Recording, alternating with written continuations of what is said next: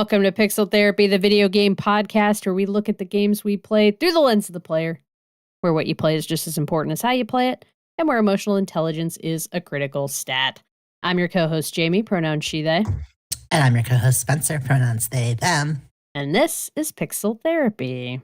Mm-hmm. If you're new to the podcast, please consider checking out our Patreon at patreon.com/pixeltherapypod, where you can subscribe for free to stay up to date on all things Pixel Therapy. It's the best way to find all of our podcast streams and written thoughts and get notified whenever we put out new content, which is about once a month. If you're looking for other ways to support the show, please consider rating and reviewing us on Apple Podcasts and subscribe to the Pixel Therapy Pod YouTube channel, where we're live streaming right now. That's youtube.com/@pixeltherapypod. And we'll be continuing to post our live recordings of all of our episodes there. And of course, know that no matter how you choose to engage with us, we appreciate you being here all the same.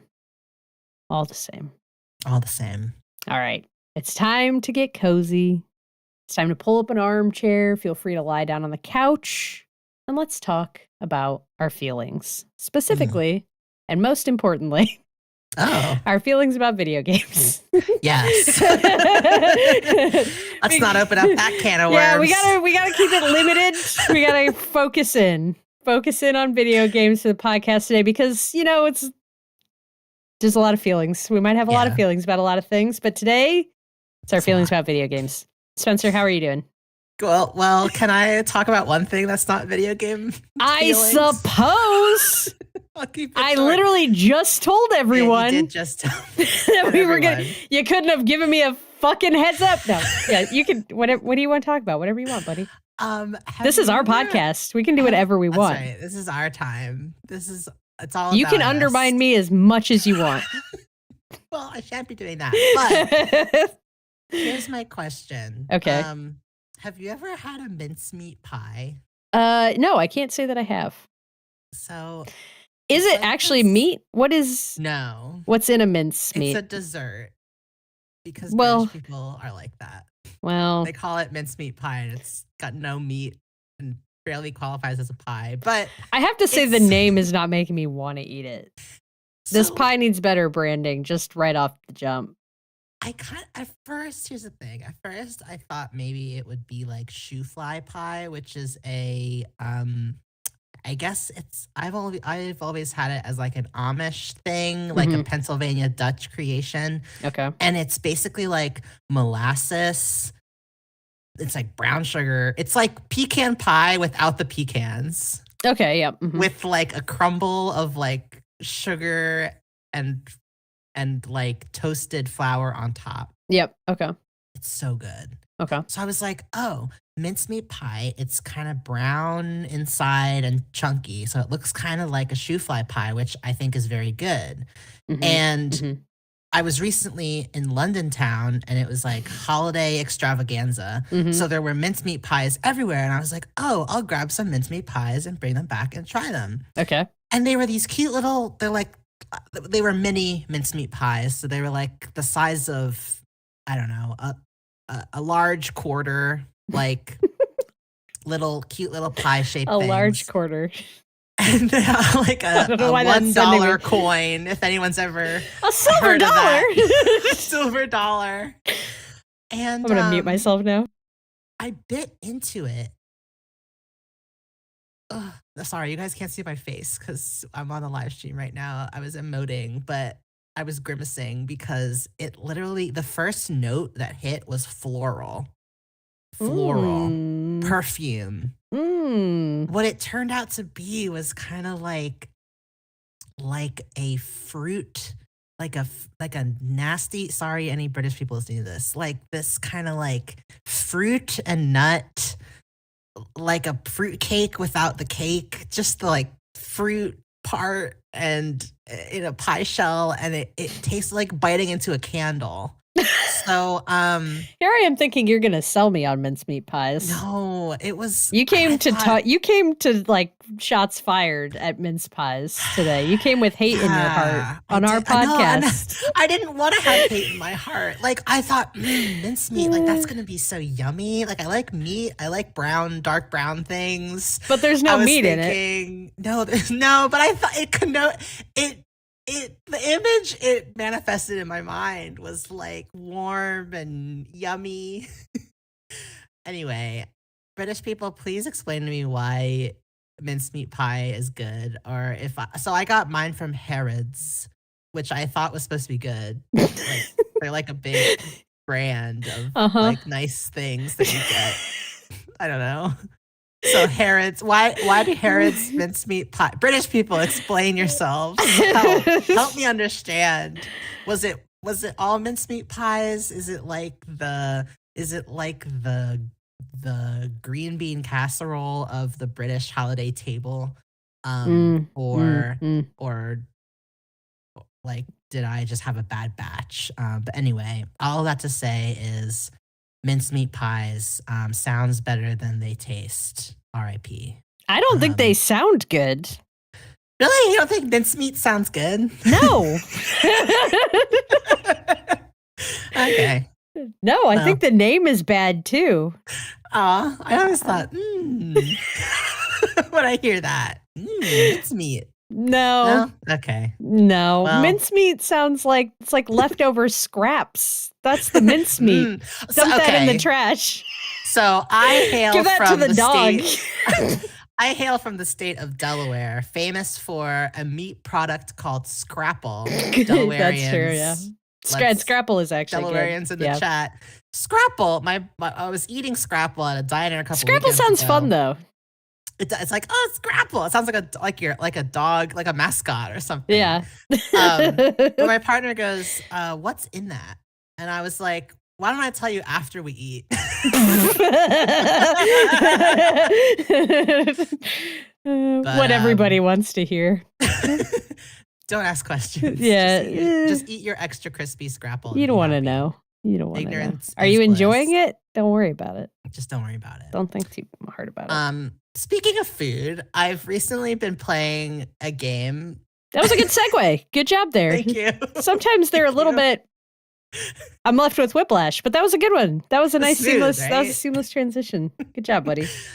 I've recently become obsessed with this game called s.p.l.i.t because I am constantly on the hunt for couch co-op games I can play with my partner that won't make us actively want to murder each other. And we've really enjoyed playing Overcooked, which I'm sure many of you have heard of. And that one doesn't make you want to murder each other. Well, if anything, Overcooked has taught us about stressful communication in stressful situations. Yeah. So I think it's been a great tool for our relationship. But Overcooked is focused specifically on like the act of cooking and serving food. Yeah. And you're in these levels where you do that on a time crunch basis. Yeah, and it's intentionally like chaotic and throwing like very bizarre obstacles at you. Yes. Yeah. Yes, it's almost very like cartoonish. This, like, platformer mixed with cooking. So you've got there's sometimes moving platforms and gaps and things like that. And there's absolutely been times where we've been like, man, I wish there was like more of kind of an infinite mode in Overcooked or a way to kind of expand on the Overcooked vibe. I don't know how I've missed it for this long, but s.p.l.i.t is a game that came out in 2022 from developer It's Happening. That's what they're called. It's Happening. And published by Ysbryd Games. And it is basically the Hades one of cooking simulators. It's a roguelite cooking and restaurant managing simulator. Okay. And it's basically like a game about failing upwards as you build your restaurant empire, because you open a restaurant, you decorate it, you set up your kitchen and your serving area. You can play with up to 4 people, and each run involves starting on day 1, and you have a few customers come in, you're making a certain dish, and then as you progress through each day, more and more recipes may become available, more helpful items may become available, better cooking tools, better surfaces, like, better counters, sinks, kitchen equipment, as well as serving tools like napkins, which prevent customers from making a mess, or cutlery, which makes them eat faster, freeing up more tables for more people to sit down.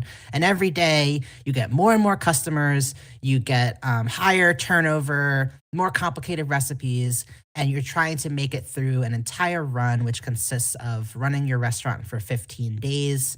If even one customer receives their order too late or gets the wrong thing, if you mess up one time, that's it, you die, and the run ends.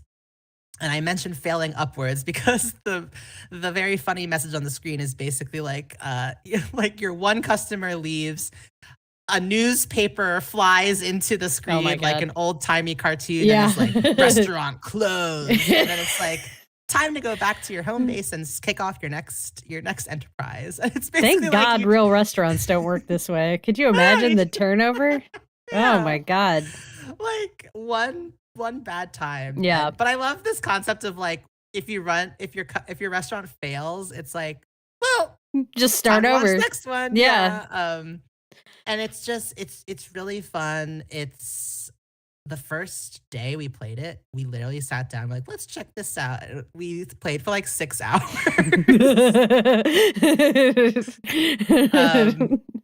It's a really cute, fun game if you're looking for something to play with your special someones over the holiday.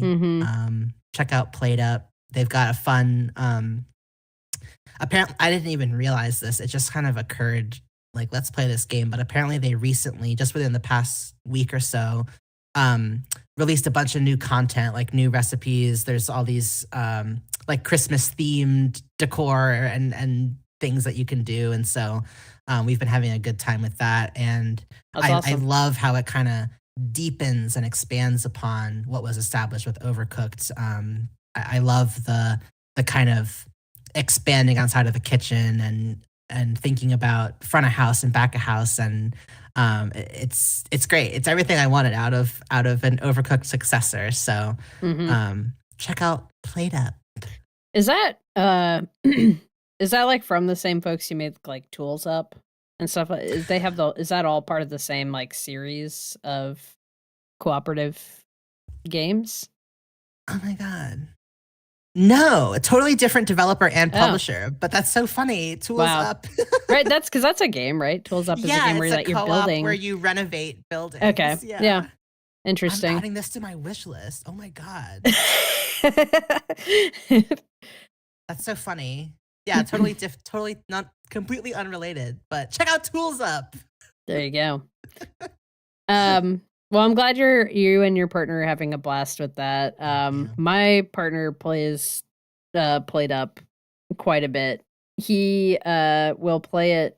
It's both couch co-op and has an online cooperative mode. So a lot of times he plays it with his brother.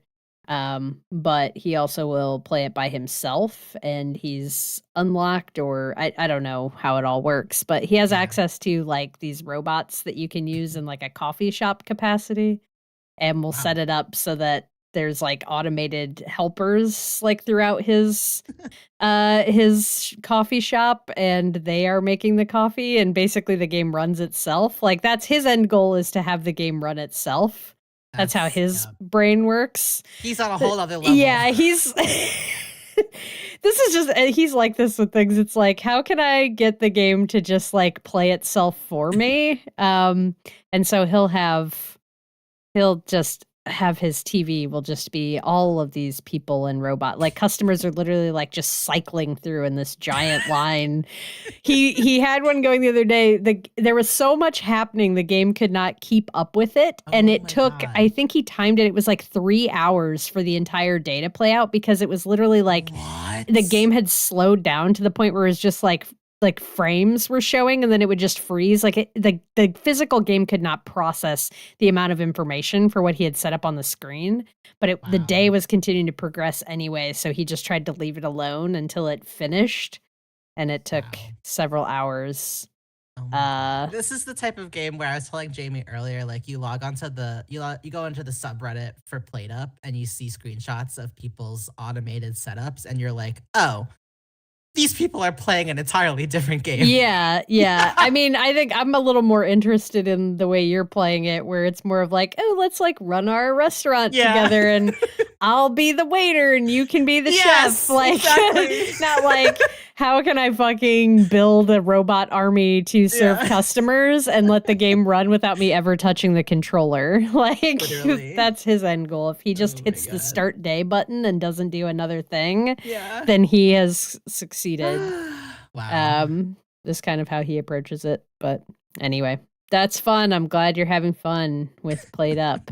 We love to have fun.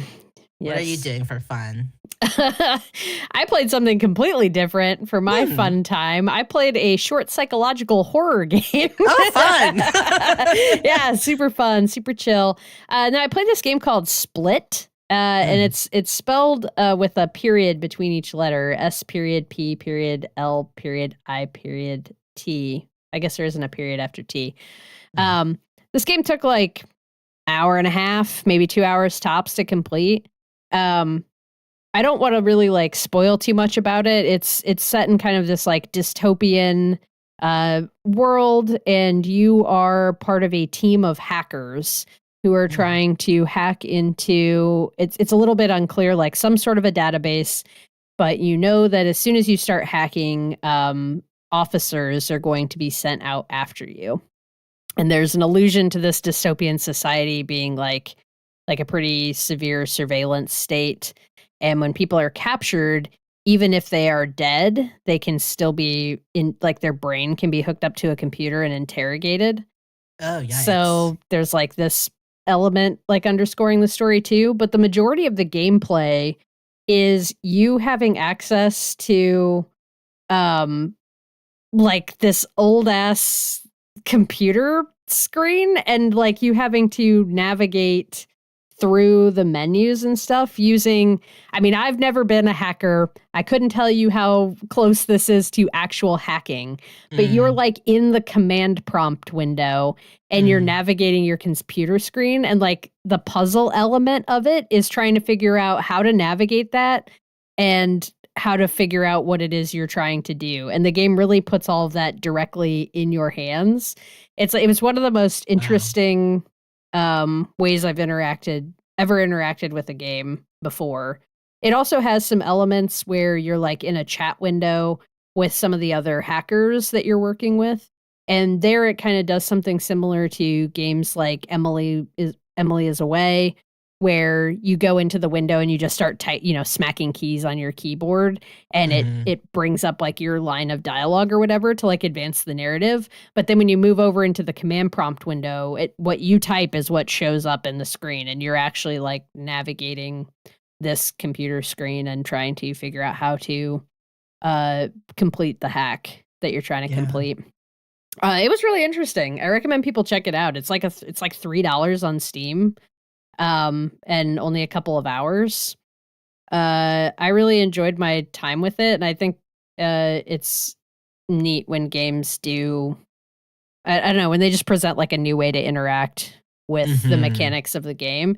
And it was really, really like immersive. It made you really like feel like you were part of the story, because you're trying to figure out how to hack this computer, and all it really gives you is the command prompt screen. And you have to work your way through that and try to figure out how to accomplish what you're trying to do. Did you accomplish what you were trying to do? I did, and I saw both endings of the game. Nice. It's got a slightly better ending, a slightly worse ending. Nice. Although I'd say they're both pretty grim. For what it's worth, it is definitely aptly referred to as a psychological horror game, despite the majority of it being the hacking. When the narrative kicks in a big way in the last like 10 minutes, and it's pretty intense. But yeah, cool little experience. It's made by the same folks who I believe made that Buckshot Roulette. If folks had heard of that, that was also like kind of a unique psychological horror game. I haven't played Buckshot Roulette myself, but I had heard about it. Ooh, scary. Yeah, very scary. This game, like I said, it's way more in the psychological horror realm. There weren't like jump scares or anything like really visually horrifying or anything like that. It's more the implications of this society that they're living in. But yeah, interesting game. Right. Very, very different from Play-Doh. Really? Yeah, pretty different. Well, speaking of old-ass computers. Yeah, speaking of old-ass computers. Love your segues. We also both played the game that is going to be our main topic of the show today. And that game is called Demonschool. Demonschool is released in November across all consoles and PC, and it's an isometric tactics RPG that pays homage to the style and themes of early Persona games like Persona 1 and 2. Is developed by Necrosoft Games and published by Ysbryd Games. And in Demonschool, players will take on the role of Faye, a 20-something demon hunter who's attending college on a mysterious island that quickly reveals itself to be suffering from a demonic invasion. So how perfect that she's there as a demon hunter. Build a team of other misfit students drawn to the island by their demon hunter blood and fight demons, gangsters, corrupt cops, and even the college administration to stop an imminent apocalypse. The game also features a robust skill tree to develop and experiment with, intricate party dynamics, a deeply strategic combat system where motion equals action. I put in quotes. That's from the game's description. And of course, there's romance and fishing, like all good. Of course. Like all good narrative RPGs. And petting a dog. And petting a dog. You can pet a dog. The game has a 76 on OpenCritic and very positive reviews on Steam. Spencer, how much time have you spent with Demonschool? What are you playing it on? And what are your impressions of the game? Well, let's pump up that 76 to at least an 86 yeah. IMO. Yeah, it seems like it's been not divisive, but definitely it doesn't hit for everybody. Which I'll be interested to talk a bit more about as we go through this discussion. But yeah, where are you at on it? So you think it deserves a higher score? I think it's awesome. Good. End of podcast. Okay. I have been playing about 15 hours. Maybe close to 20. I don't know. I feel like the PS. I mean, I feel like all of them. Well, I don't trust the they're clock. Not super accurate. I've been playing a lot of it over the past week, and I don't know, maybe 40% through the main story. Okay. Maybe almost 50. I'm playing it on PlayStation 5, which honestly rare because like I'm kind of like Steam Deck pilled. Yeah, I was shocked when I saw Spencer's online, and then they're playing Demonschool. I was like, what? I mean, you had been online playing Play-Doh for a week. Yeah. Straight. And then it said you were online again. I was like, oh, they're getting their Play-Doh fix. Yep. And I specifically went and looked at what you were playing because it was like you came online at like it was a weird time. It was like midnight. And I was like, oh wow, Spencer's getting that late night Play-Doh action going. And then I went and looked and said Demonschool. I was like, yeah, I was pretty surprised. I was like, this really seems like something you would be playing on your Steam Deck. So my digital footprint is clocking me. Yeah, well, I like to play on PS5 because I can creep on you as well. And there you go. Oh, Jamie's playing. And I can compare our trophies and stuff. Yes, of course. Which is a futile endeavor because Jamie usually platinums stuff and I give up about 75% of the way. But it's nice to be included. I also have to say, I don't know if it was something that happened during one of the recent PS Portal updates, but I found that my remote play connection now. So sorry for anyone who doesn't know what the hell I'm talking about. There's this device called the PlayStation Portal, and it's like if you have a PS5, you can remote into your device and then stream your games handheld. And like something happened recently where like I would play remote play and the connection would constantly be dropping. Jamie's helpfully displaying theirs for the camera. But recently the connection's been so much stronger and it hasn't been dropping constantly. So nice. I could play games uninterrupted, and it's really made the Portal a much more attractive handheld option. So yeah, I've been playing it. Also, sorry, I'm getting too in the weeds, but it feels nice to play things with like a nice controller. I like my main complaint about the Steam Deck is like it's kind of heavy.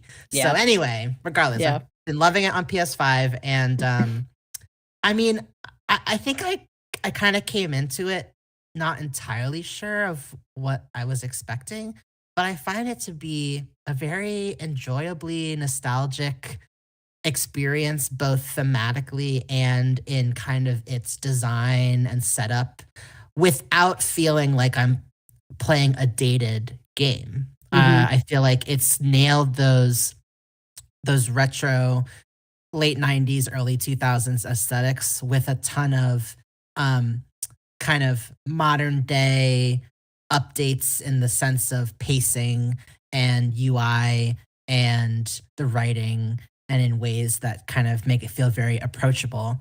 And if you're someone who is kind of overwhelmed at the prospect of approaching a game like Fire Emblem or any of the Persona titles, which infamously require a ton of time investment and even battle to battle, like one battle in Persona or one battle in Fire Emblem can take an hour or more to get through. I find this game to be a really nice, approachable way of kind of playing with a tactics driven RPG or turn based RPG in a way that's much more fast paced and lightweight.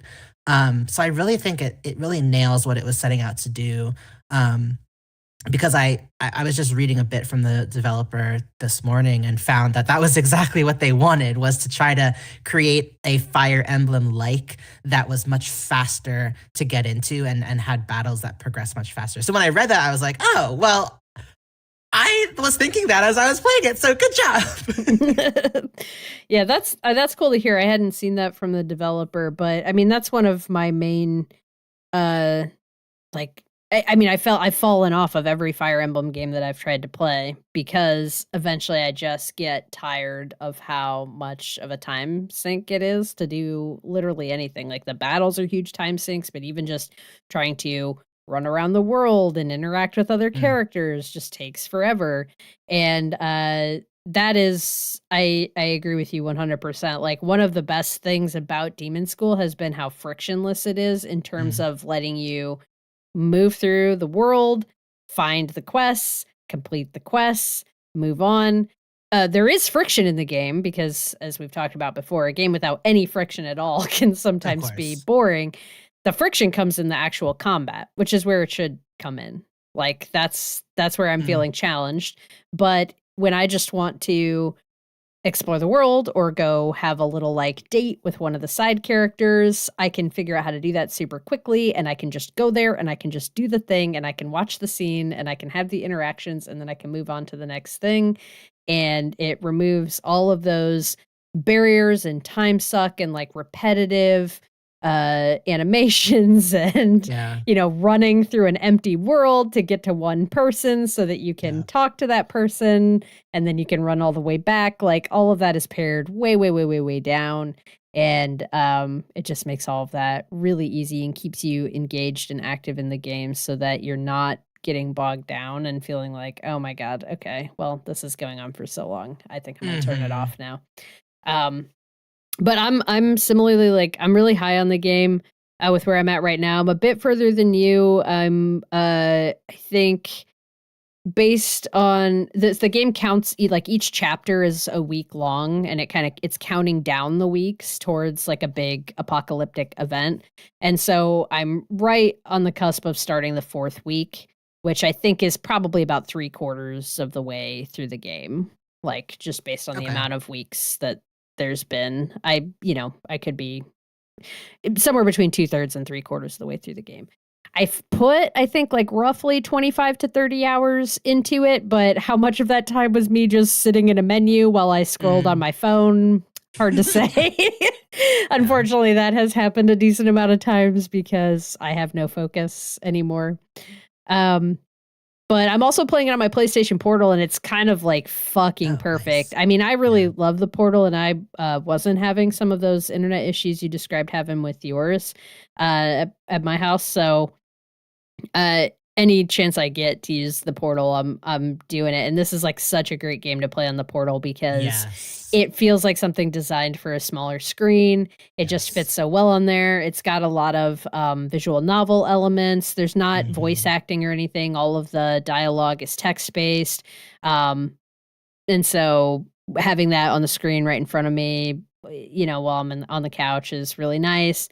Sometimes I'll put something else on the TV while I'm playing, but a lot of times I've just been playing handheld, like locked in on the portal. And to your other point about the controller feel of the portal, the portal looks kind of goofy because it's legitimately just a PS5 controller, like broken in half with a screen shoved in the middle. And that is what it looks like they did. If it works, it works. They were like, you know what's great? The PS5 controller. That feels fucking great to hold. Why don't we just put a screen in the middle of a PS5 controller? Looks goofy as hell. Feels awesome in your hands. I fucking love holding the portal. It's the perfect fucking weight. I love it so much. So I've played a bit on my TV, but I've played the majority of Demonschool on the portal and am loving it on that medium. But I'm really enjoying the game. Let's get into it. One of the things that I really like about the game is the fucking sense of humor. It is kind of camp as hell. It's got a really goofy, kind of absurdist sense of humor. All the characters are a bit one note, I would say. Each character, like as you explore their character arc, has like they have backstory, they have some narrative depth, they all kind of have like some type of trauma or something in their background, as a lot of like the Persona games will have, but it's all kept like fairly straightforward, maybe is the way I'll say it, and brief. Most character, you know, as I said in the original description of the game, as Faye, the main character, you're building this team of misfits who we're all drawn to this island for different reasons, but what you kind of uncover early on is that like it seems like they all have demon hunter blood, and that's in their family lineage, and that's part of what drew them to this island and this school, and why they can withstand the attacks of the demons. The demons are also stealing people's memories on the island, and so a lot of people will have an interaction with the demon and they won't remember it. But the common theme of how you find the different people who end up in your party is they actually remember the interactions with demons, or they stand up to the demons and they're able to see them and fight them, and that's how they figure out like, oh, you must have demon hunter blood, and so you're part of the team. But as you build out this team, which where I'm at in the game, I have now like 13 people on my team. Like the cast just keeps growing and growing, which is something that in a Persona game I might get annoyed with. I remember actually it was one of my complaints about Persona 5 is how late they add what's her name? Haru? Yes. Like the rich girl, the rich heiress. Like I just never felt like I could fully connect with Haru because she comes in like the last act and joins your team. And that game, the relationship building happens over like a minimum of like 10 scenes that you can unlock with these characters. And like, it's really complex and deep. And so trying to cram that in with Haru in like the last act of the game was difficult. In Demonschool, they, I think really smartly, like I think the most scenes you can have with the character, like the most, they call them dates, but they're just like scenes that you get with them as you progress your relationship is like 4. So the stories play out pretty quickly, and there's a lot of opportunity to build relationship points with characters so that you can unlock the next scene. So you can pretty quickly kind of get somebody's story and then move on to the next. Now, all of this stuff, the humor, the brevity of the relationships, the like kind of one-noteness of the characters, like each character kind of has their thing, and that's going to be their main thing almost anytime they show up. All of that is like, I think really like your mileage is going to vary on whether or not that works for you. And I think that's something that I've seen come through in the reviews. Most people who are enjoying the game are more like they do find it funny, and they do find they're enjoying the camp and the colorful characters and the combat. The combat is the thing that like everybody can kind of like hold hands and agree on, like really, really like. But this writing aspect. So I mean, I was reading a review this morning. I'm not gonna I don't want to call this reviewer out, but they were like, they really didn't like the writing. But then they were talking about they played the game twice. But they're like bitching about how bad the writing was. What is the truth? It's like, why did you play it twice if you hated it so much? Well, they love the combat, but they think the writing is just shallow and bad. And it's like, so I think it's either going to work for you and you're going to find it funny and you're not going to mind that it's kind of like watching a CW show sometimes, or I don't know, sometimes it reminded me a bit of like what I loved about Teen Wolf. Like if you've seen it's people coming together. It's like mythological lore and shit. It's like there's like this deep mythological lore. People are just randomly magic, and they all get to like be magic together. You don't have to. It's not that deep. I don't know. Yeah, no, I completely agree. I feel like a lot of the reviews that I've seen that have been more God, I can't think of more critical. Yeah, have been people who are kind of like wanting to play a different type of game or not really understanding that. I think the way that each character kind of leans into an archetype that you can kind of instantly recognize and be like, oh, okay, I know you and I understand you completely, are seeing that as not something that the developer intentionally did because they were creating something kind of lighthearted and fun.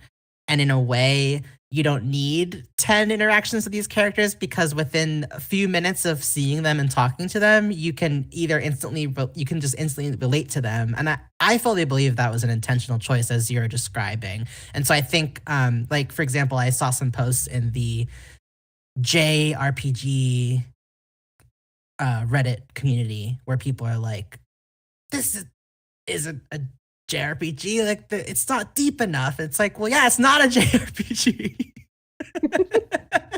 It's not Persona. So, you know, yes, just be aware of that going into it. But like you, I'm finding a lot of delight in that. And I'm finding it kind of refreshing because I didn't want to spend 200 hours playing this game. Yeah. And it's giving me like everything I want and it feels good to play. And it's not so bogged down in its world building that you're finding that you need to have like a reference text to kind of understand everything going on. Yeah. It feels like watching a fun after school like TV show. Yeah.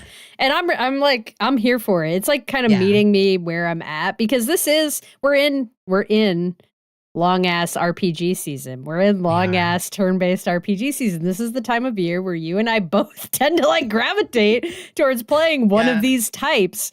And for better or worse, like, I mean, I love these types of games. They can also be like just a huge fucking hour suck. And there's so many games on my list of games that I still want to check out this year.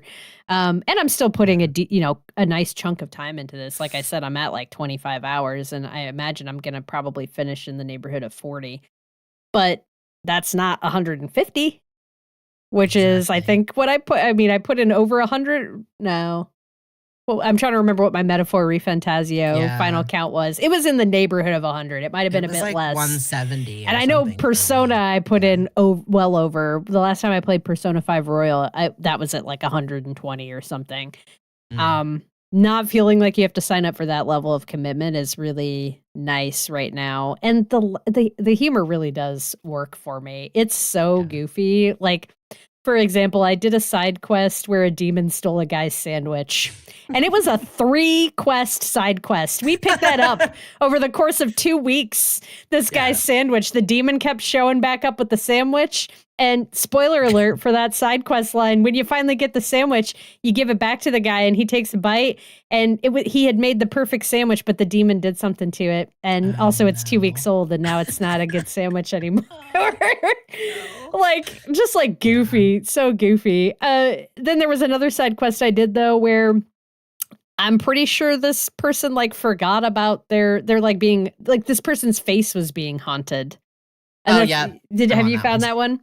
Have you seen the end of that one? No, not yet. No. Okay, I won't spoil it, but that one ends in like a much more like, oh shit, like kind of way. So it does have moments where they give you a bit more depth and stuff to the world and the characters, but it's also totally fine being really just absurd and silly. And I like that. I've laughed out loud multiple times. Yeah. at the game, and even just some of like the side comments that characters there.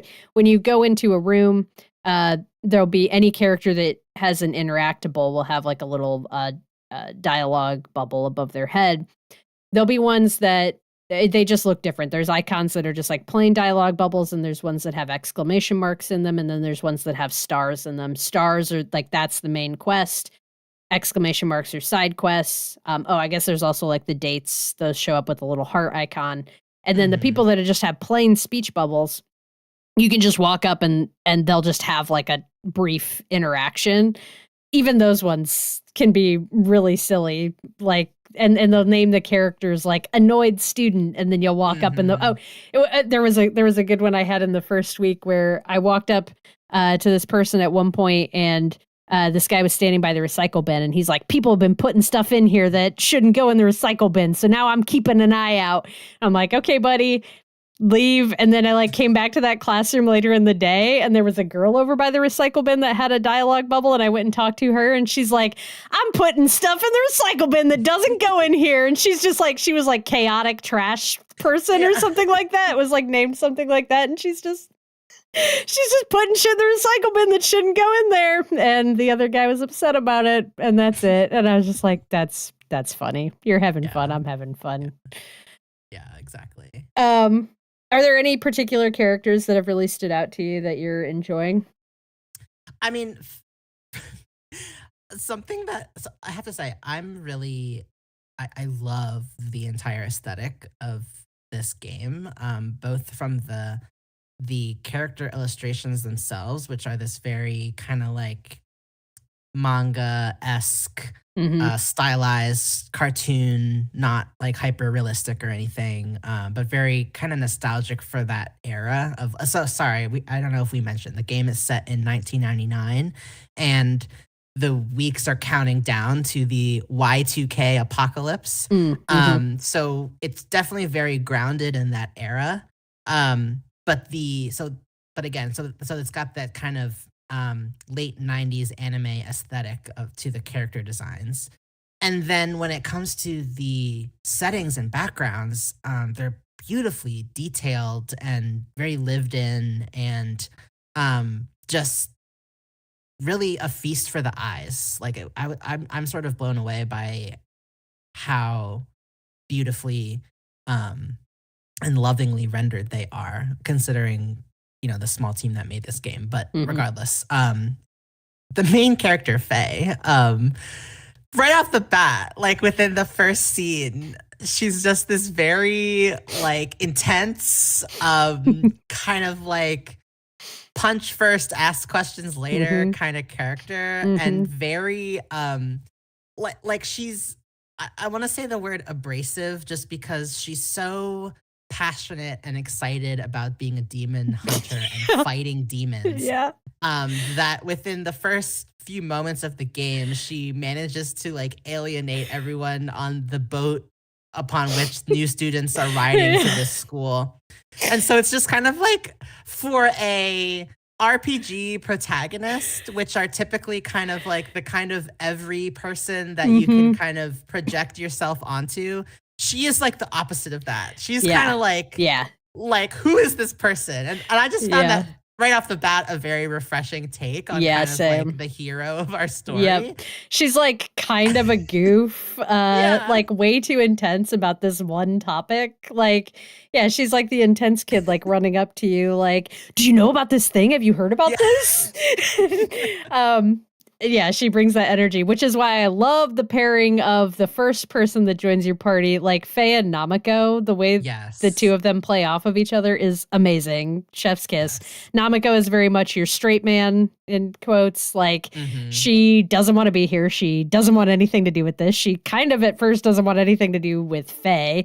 Definitely doesn't want anything to do with demon hunting. As soon as she realized what's going on in this island, she just wants to go home. But like Faye basically wears her down with her positivity and her excitement for demon hunting, and her repeated like what's the word I'm looking for? Like, she knows that Namako can do it. Like, she continually believes in Namako and is like, but you can fight them. Look at us. Here we go. It's very the power of friendship. Yeah, very the power of friendship. And that was the first relationship that I maxed out. And I just absolutely love their back and forth so much. Faye also repeatedly calls Namako a goth, even though Namako is definitely not. Definitely not. Definitely not a goth.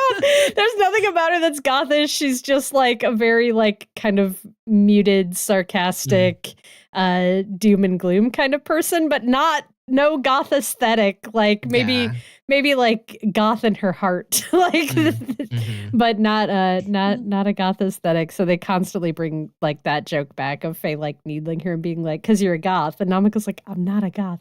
But yeah, their back and forth is so great. And I love the sprites. All the characters just look so cool. Really fun designs, just very dynamic and stylized, and everyone has like a very unique look and plays into the archetype they're representing really well. Yeah, I mean, I feel like we could talk a lot about the characters. I really like Aina, if that's how I should be saying her name. She's a kind of like they call them gangsters, but there's lots of like Yakuza type references and the sense of everyone has like full body tattoos and like a family structure. And there's this kind of balance of like, they are operating outside of the law, but they're also trying to provide for the community in certain ways, even if they're going about it in unsavory ways. There's a patriarch and things like that. Anyway, regardless, she's really cool. She's just designated as cool girl for a lot of the opening hours of the game until you get to know her better. She has a pocket knife. She's got a cool facial scar. Yeah. I mean, I'm kind of like, yes. Yeah, no, I just hot. And I also like her, one thing I think, another thing that speaks to like the way this game doesn't take itself too seriously and doesn't, it's just like trying to remove barriers to any of this stuff. Like you can max out relationships with every single character that joins your team. And it's like that's pretty doable to do. And, like a good number of them, when you get to the final heart event, you can kiss that character if you want, or you can choose not to. Like, so they're all kind of like, almost all of them are teed up to be like, if you want this to be a romance, you can. There's no penalty. You can kiss every single person on your team. Faye is just out Jamie's here. Like, and I've tested this. Yep. Speaking from experience, you can kiss every single person on your team. And it has no impact on anything. And yeah, in my game, Faye is just running around with her 10 romantic partners, like killing demons. Yeah, and there's no penalty to that. But the romance or whatever, the dates, like I know like very clearly some of the characters, it's like when you get to that final scene and they're like, here's an opportunity to kiss the person. I was kind of like, oh, I kissed him anyway because for science. I had to kiss him all for science. But there were a few of them when it got to that final scene, I was kind of like, I'm not feeling like romance vibes between these two characters. You do feel more like friends, but I'm going to kiss you for science. But like Aina right off the bat, like she's hitting on Faye like pretty quickly and obviously, and actually like thought that her little story arc was one of the better done of the romance ones that like feels like a true romance, and also just the way they played it, I thought was really sweet. But all the character stories are really cool. There hasn't been a single character that's joined the party that I've been like, nah about. Like, it's fun to get their little story. Let's talk a bit about the gameplay. Let's talk about this combat we keep alluding to. Yeah. So tell me what you think about the combat, or do you want me to kind of set it up and describe it a bit first? Ooh, okay. You want me to do that? Okay. Yeah. So the combat itself plays out on isometric grid, like a lot of these types of tactics games. And you do when the combat starts, you see the enemy layout for at least the initial start of the combat. Enemies will be added to the board as the the fight progresses. But at that point, you can see the starting enemy swath in their positions. You don't really get to pick your team's positions too much. The positions are preset and they're always in the same layout, but you can decide who slots into each of the spots. So there's a little bit of strategy to that. More of the strategy, especially as you build your team out. When the game first starts, you only have, you have even less, but very quickly you get to having 4 party members. And then 4 party members is what, so far, at this point in the game I'm at, you're always going into battle with 4 party members. I'm not expecting that to change at any point. So it's always Faye. Faye has to be in, and then you pick your other 3 people that you want in. And as you build out your team, and you get different abilities and different roster of people, depending on what types of enemies you're going up against, that might influence who you're putting out there. Enemies and your teammates have like elements to their attacks that enemies can be weak or strong against, and your team, the characters on your team are weak or strong against different types of attacks, so you have to pay attention to stuff like that. And you also have to pay attention to the type of enemy and their mobility and how much health they have, because some characters are super mobile. Some characters are less mobile, but they hit really hard. So you've got to, you're using that strategy to decide who you want to put out on the field. Then once you have your team set, it goes into your first turn. For each turn, I don't remember exactly how many points it is, but you have a set number of action points for every turn. Mm-hmm. Every time you move a character, action points are used. The number of action points used is determined by how many times you have moved that character this turn. So the first time I move each character, it takes 1 action point. The second time I move each character, it takes 2 action points, and so on.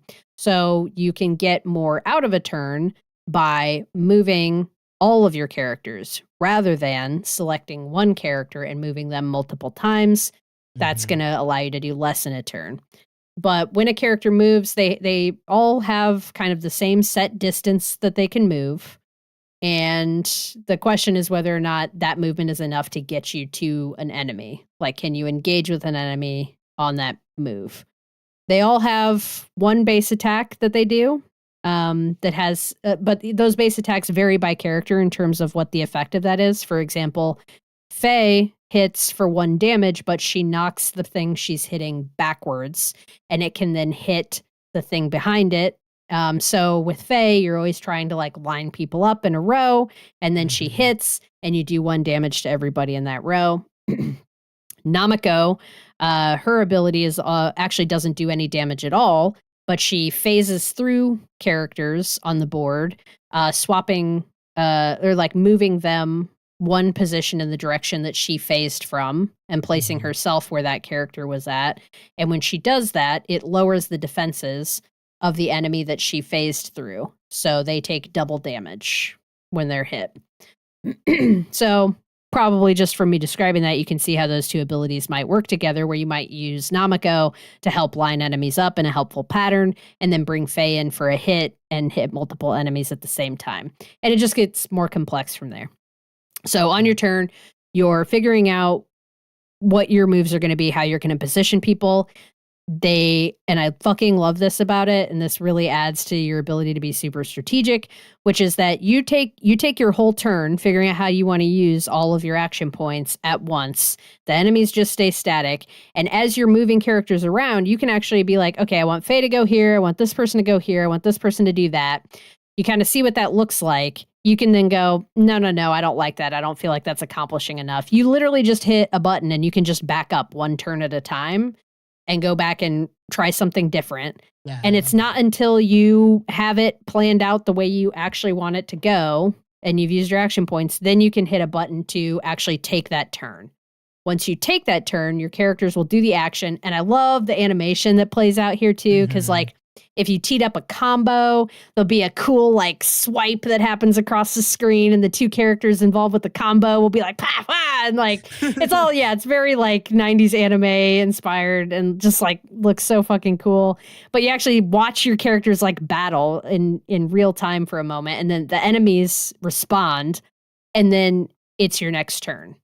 and now the board's reset. At that point, you can't just go back and try the previous turn again. Your only option then, if you really don't like where you've been left after a turn completes, is to restart the battle. But even that's super easy and reloads like instantaneously. So it's really designed with this idea of letting you experiment and try things and figure out how it all works to get the optimal outcome. The battles all have a predetermined, like they have a set number of turns that is the like ideal to accomplish the battle in. And then at the end of the battle, you are graded on your performance. However, the grade is really just for your own perfection. I was wondering about it just speaks to your own perfectionism. It has no impact on the story or anything like that. If you complete the battle in the number of turns or less that was named or that was provided, and none of your team dies during the battle, you get an A. If one of those two things happens, like somebody dies or you take more turns than indicated, you get a B. And if both of those things happen, you take too many turns and somebody dies, you get a C. And that's it. It's really just for your own perfectionism. And if you want to, you can very easily just hit the retry button and redo the battle. I am a psychopath, so I am getting A's on everything.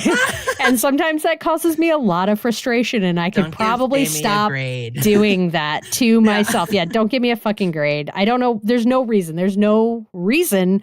But I can't handle it if it's not an A. So I have to retry it if it's not an A.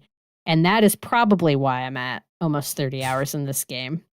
And why Spencer has cruised through to like week 6 already. Yeah, we sat down, I was like, because you were like, I've been playing too much Played Up. I don't know how much Demonschool I'm gonna manage to play. Like when we were talking about this a week ago, and then we sit down today. I was like, well, how far did you end up getting? You're like, well, I'm on week 6, and I'm like, Jesus fucking Christ, you're already on week 6. I'm assuming you're not trying to get an A every fight. Is that correct? You are correct. At first, I was, because I thought it had something to do with how much loot or whatever. I would say, like, in the opening battles of the game, like within the first 5 minutes of the game, you're in a fight. And There's a lot of combat in the game.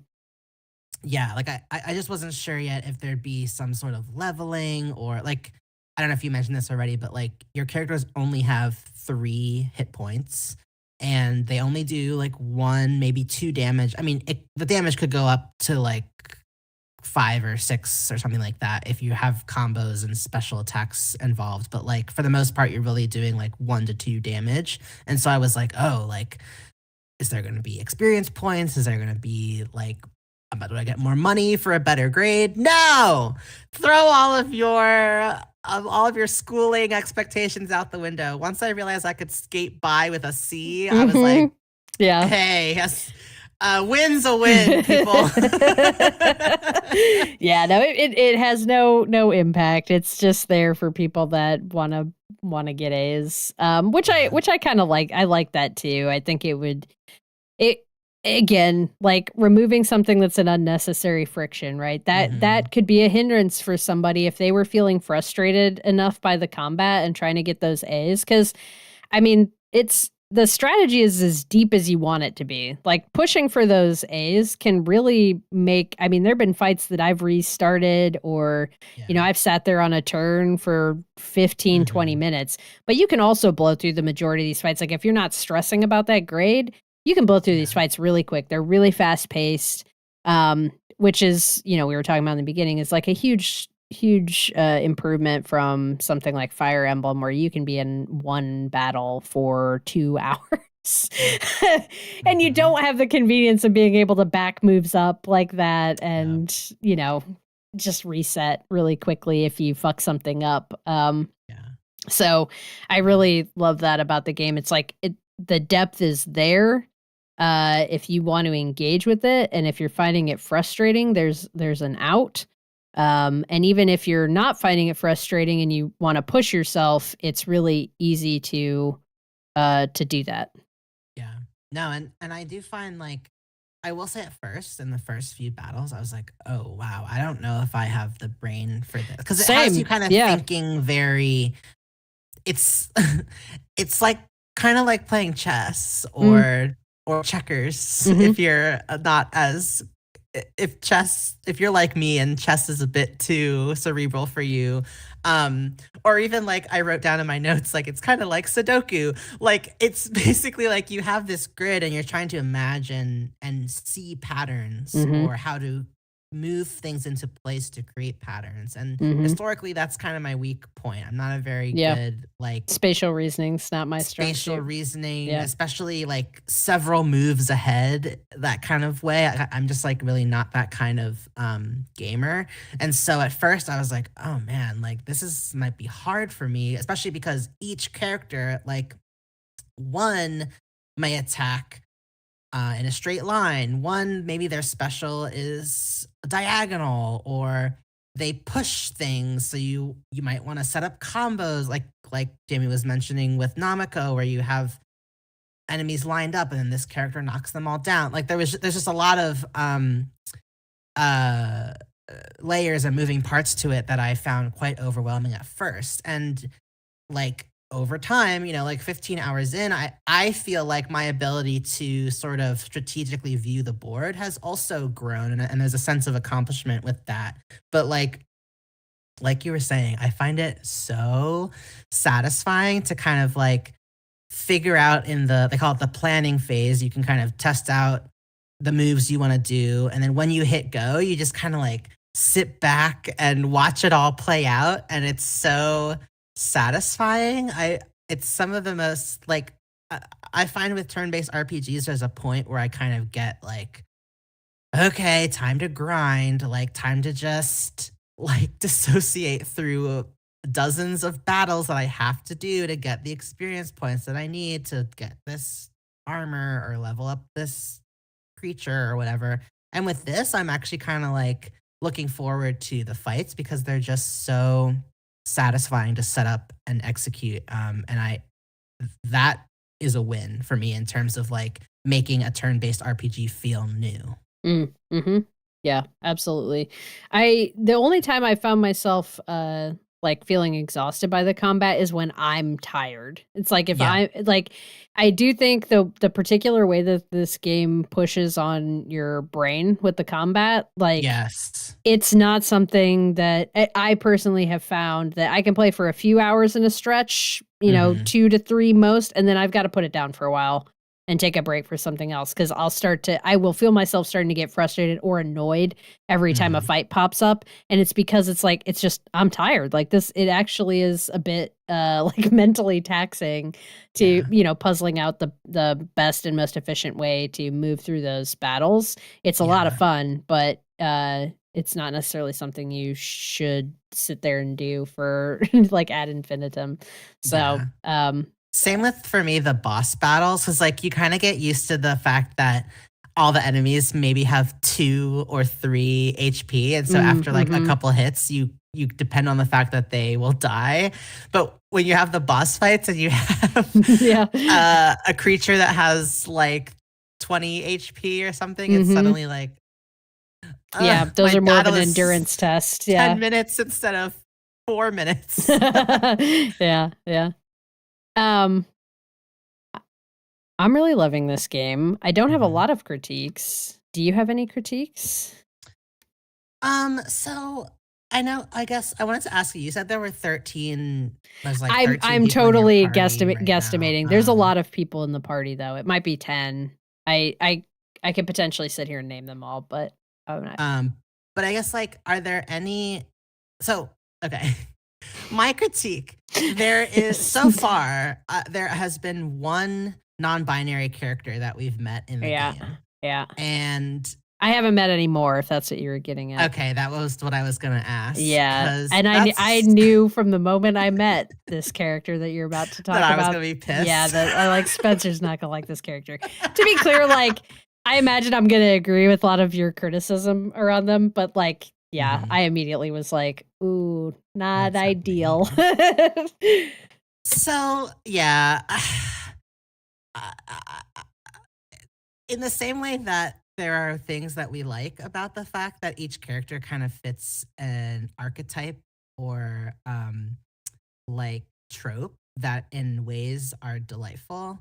I find that there being one non-binary character and that person kind of hitting all of the sort of internet fueled like ideas of kind of what a non-binary person is, parentheses derogatory, was kind of a lot. And I don't hate this character. Like, I think if there were other examples of non-binary characters in the story, there's certainly this type of person that I've met and that exists to an extreme. Like, but for this person to represent all of the non-binary community, or even the idea of this character being the first time someone encounters a non-binary character in a game, is unsettling to me, just because right out of the cut they emerge as this kind of like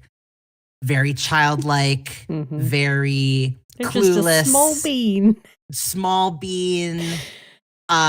They immediately try to kiss everyone, and all of the characters are like disgusted and like don't want to be kissed by this person, and it just kind of comes off as like the very worst of what the media or discourse imagination imagines a young non-binary person to be, like someone who no one wants to be around and is confused and is unable to take care of themselves, and their usage of they them pronouns is just an extension of their overall weirdness that I found hard to swallow.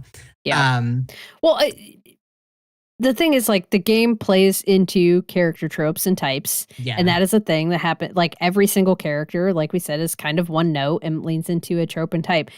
However, I have yet to encounter another one that is their trope is like their gender identity, or their trope is their. I mean, this game's super like queer. Like, Faye has kissed boys and women, and people are attracted. Like nobody is like talking about one of the characters. I'm pretty sure is supposed to be Ace. Like, it's super fine with that, and they're not one note in that sense. Like, that's never a trope for a character.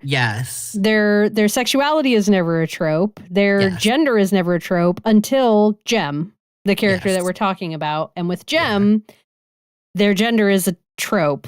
And I think that in particular is what feels weird.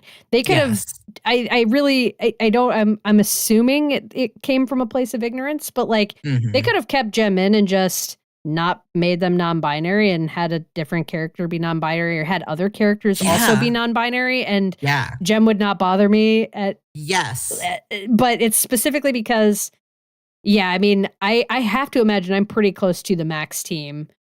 And so far, nobody else. Well, I think there has been one other character that was introduced as non-binary, but I don't think that they should necessarily count, or at least like they used they pronouns for this character, but I don't want to spoil anything about the character.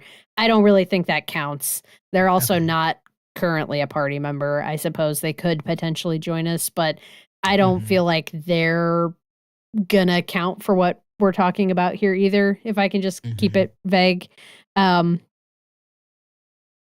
just like this, and at the point Jem joins your party, or like even the point you meet Jem, you've met like 6 other characters in the game that are consistent side characters, and then they introduce Jem, and it's like literally anybody else could have been non-binary as well, or instead. Like Jem being this weird little creature, like is manic pixie person, like, is fine. Like, some of it's funny, but it's specifically like tying that to their non-binary identity and making that part of the trope that's, I think, problematic and troublesome. Agreed. So that's my main critique. And pretty much only. Right. Like, it's just honestly, disappointing because it's also, it's like, it's not that I don't enjoy Jem as a character. Like, I find them funny at times, and like the kiss thing too is like that would have been really funny had I not been annoyed that it's being played off as like a because they're non-binary. Like, Right. yeah, you meet the night you meet them. They're like, everybody's like telling ghost stories or no, it's not ghost story. I don't remember exactly what the context is, but like literally They're all, everybody like, camping meets. on the roof. They're camping on the roof. They're like dirty and in a dungeon. And Jem's just like, great, so let's all like smooch now. And everybody's like, also, no, we're not gonna do that. Also, I want to mention that right before that scene, what leads up to it is the group is like, okay, let's set up a girl's tent and a boy's tent. Yeah. And Jem goes, which tent should I go into? And someone says, whichever one you prefer. And it's like, okay, this is a fundamental misunderstanding of what it means to be non-binary. Yeah. Like, it's not boy or girl light. Like, it's not like, oh, at the end of the day, I'm going to go into this gendered space. Like, what are we talking about right now? Also, why we all hang out in a clubhouse together where we also seem to live. Why is it that all of a sudden we need an established boys tent and girls tent? Yeah, like, that everything about that was weird and unfortunate. Yeah. And because the game handles it does. It comes down to the distinction between sexuality and gender. I mean, at this point, I don't think I haven't encountered any other characters that they're like saying are trans. Like, I really this seems like it was a blind spot in the writing, and for the writing team. But I think the game does so much else like interesting and positive on just like the general on the LGB side of things. But they really dropped the ball in a big way on gender representation, unfortunately. So I just want to say to my non-binaries out there, like, I didn't like that. I also I know I mentioned this already, but the sort of asexualization of non-binary, like, it was inappropriate the way that it was written, that the character sort of initiated like, hey, let's all kiss kind of thing. But and I guess maybe I can chalk it up to the way it was brought up, which was not cool for just meeting people 30 seconds ago. But the kind of like shared disdain, or the joke is that why would anyone want to kiss this person who's like a freak and doesn't fit in with either of these established groups being like, well, but boy then or girl. I think that becomes the joke, and I'm not your interpretation. I don't think there's anything wrong with your interpretation. I think that is a correct interpretation. But this is why I'm like, and I don't know, maybe I'm not trying to like defend the writers. I don't really know what they were fucking going for here. But you literally find Jem living in a demon portal. Like, sorry, we're just going to spoil a few details about this character, but like, Jem is not a normal person by any strains. So that's why I think the real sin that they committed was then like tacking non-binariness onto that and making that the only representation of non-binariness in the game, because then it becomes, oh, we're saying like, this is what non-binary people are like, when really it's just like, no, Jem's just a weird little dude because we don't know where they came from. Did they live in the human world before we found them in this demon portal? I'm not sure. So it's like, I think it all would play way more in like a fish out of water way, which I think was what perhaps was intended. But then when they're like, because I guess I didn't read Jem's behavior as like Jem is acting this way because they're non-binary. I read it as Jem's acting this way because they were potentially raised in this demon portal, or like literally like came out of a bag in this portal, and we don't know what their backstory is, and they're just a little weirdo. And that's why it's funny. But then when you layer the non-binary identity on, and that's your only representation in the game, it's like, oh, what are you saying here? Are you saying this is what non-binary people are like? Are non-binary people like little weirdos that don't have any back, like, and then you layer in that and it becomes problematic. Well, that part is true. Non-binary people do emerge fully formed out of demon portals. That's true. So. Out of weird bags and demon portals. Yeah. But I don't know. Just the whole thing kind of hit me in a weird way, because I think in real life, as a non-binary person, it does feel like that. Like, why would anyone be attracted to me? Sometimes, not because of me. I don't feel that way. I'm super adorable and fun, but like, there is that kind of it's more difficult Yeah. navigating a dating scene as a non-binary person because there's a little bit of kind of Yeah. like, people have to confront whenever you engage romantically with specifically a non-binary person. If you are a gay man dating a non-binary person, people question your gayness. If you are a lesbian dating a non-binary person, people question your lesbian identity. If you are a cis person dating a non-binary person, people question your straightness. There is no configuration in which dating a non-binary person does not immediately call into question what you state your identity to be. And as a non-binary person, it can also be challenging because people have all these preconceived notions about you that can just make it hard to connect authentically without there being this added layer of kind of like having to break through and break down these stigmas and questions. And so I think it was especially harmful seeing that scene play out of like, ew, none of us want to kiss you, regardless of where it came from, because that's something that just happens in non-binary people's lives. And so, yeah, anyway, we don't have to belabor the point, but like, didn't love that. Yeah. So I wasn't crazy about it either, for the record. I'm not. Jamie loved it. Yeah.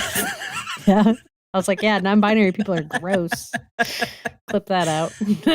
Before we close out, I did want to just talk a bit about some of the, coming back to the themes of the story and kind of what the ideas explored in the game. Something that I really liked and felt from it was this sort of, demons are coming on Y2K, and we're kind of counting down the last months of the 90s to the 2000.com boom. Something about that hit in a nostalgic way, because I think looking around us at the world today, it kind of feels like, well, the internet was a mistake. And a lot of our problems maybe being tied to rampant technological growth and capitalism. And I think that this game kind of encapsulates, there's a quote that I wrote down from Ina, one of your party members, where she literally says, technology breeds demons. While you're in the midst of figuring out what's going on with this haunted karaoke machine, because Demonschool. And I did think there was something in there, though, of this idea of kind of like, wow, wasn't it nice back when monitors were huge and a computer was a thing that lived in a room that you had to log into and dial up and wait to load, and technology was something you collected, and just cell phones weren't a thing, email wasn't a thing, social media was not a thing. Just that kind of nostalgia for that time and kind of feeling like the apocalypse was more than just demons, but kind of the end of that era. I definitely felt like something I was just reading up a little on kind of like where video games were at that time. And like something I wrote down was how the 1990s marked this transition from sprite-based 2D gameplay to the first fully 3D games, which came out in the late 90s. And so like there was a lot of growth, lots of new, console development in that time. And I felt like this game too kind of has a mix of both that 2D isometric view as well as 3D modeled elements. There's some fun moments where, and it always feels really cool because they're few and far between, but the perspective will kind of shift and do it'll shift out of the isometric view into a fully 3D depth view, as if you're on the same level as the characters. They only do it a few moments through the game, but I felt like the way the game is constructed and designed also kind of straddles that line between 2D and 3D elements. And it just feels kind of like a celebration of that era and that time and kind of the feelings that we were all feeling if you were alive during the late 90s and kind of approaching Y2K. And so I really enjoyed that. Yeah. I am enjoying that Yeah, just the time and place in which it's set. I mean, nobody's got a cell phone. Yeah. Kids aren't bogged down with social media. Mm-hmm. It's not a cell phone in sight. It's refreshing. I'm like, I want to live on Demon Island. Yeah. And fight demons with my 10 best friends / lovers. Yeah. No, it's the game is charming as hell, and I think despite its lack of taking itself too seriously, I'm really interested to see how the story wraps up. I won't be disappointed if it ends up not really saying anything too deep. That's probably where it's going, just based on the overall of it. But it's had some nice moments of depth kind of peppered throughout, particularly in the little side stories with the individual party members. And I think kind of this, I do think we're going to see this theme carry through of demons being tied to technology. A lot of the, I don't want to get into spoilers, but it's pretty obvious even from early on that the school administration is doing some fuckery, that various professors at the school are pulling some fuckery. There are cops in this game who are used. I mean, they're getting everything that cops deserve in terms of representation in a video game. I'll say it that way. But they are very much not good. They're clearly on the side of nefarious activity, and you're multiple times, even while at school, told that if you fail your assignment, you're going to be put in prison by these corrupt officers.